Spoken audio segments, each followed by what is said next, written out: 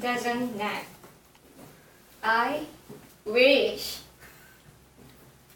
Back in high school, all of us always have this debate over who has the most long-winded mother in the world.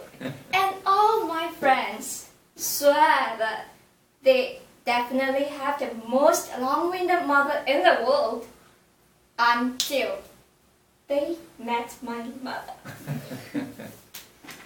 My mother is really great at nagging. She could persistently nag us all the time, going on the same subject. Something like, "Joe, why is your table so messy? How many times do I have to tell you to remember to clean up your bed, to fold your blanket after you get up? Next time, how are you gonna get a good husband? How are you gonna get a good mother-in-law?" Yada. As if she has never learned how to use a full stop back in high school. In my country, we have this exam called SPM, which is kind of like SAT, where every Malaysian student will have to sit at the end of the high school. Like every other candidate, that year I was slaving out on my books every single day. But just like everyone else, too much of study wears me out. This is why I would like to cut myself some slack, put aside my academic books, and recharge myself with some How I Met Your Mother, Big Bang Theory, so on and so forth.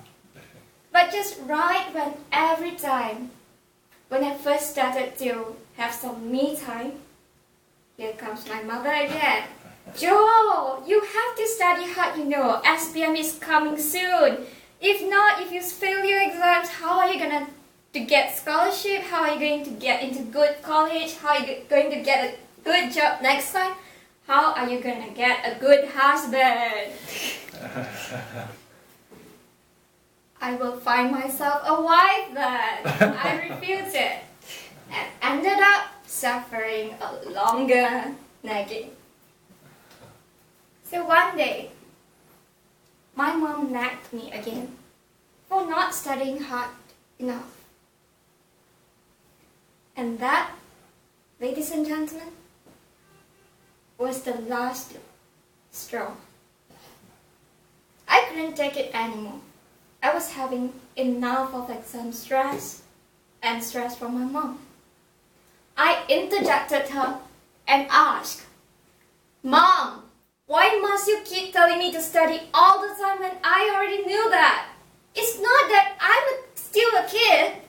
I will study as soon as I've rested enough. Don't you have better things to do? Don't you have your personal dreams or goal in life that you have to achieve for yourself?" That answer she gave was one very line I'll never forget for a lifetime.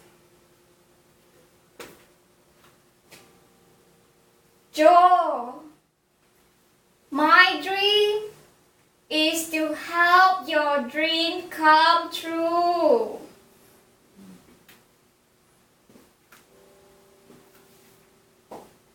Ladies and gents, my dream is to help your dream come true. More often than not in life, we ask people or we hear from people this: "Why can't he or she agree with me? Why wouldn't that person understand me?" We either hear it or we ask it ourselves. But how often in life we actually ask ourselves, did you try to understand that person instead for once? What is the intention behind that person's act? To date, my mom is still a prolific nagger. But I wouldn't stop her, nor fight back with her anymore, because I understand the imperishable intention behind her nagging. Fellow Toastmasters, my mother doesn't nag. She worries, she cares, she protects, she cherishes, she hopes, she expects, and she loves.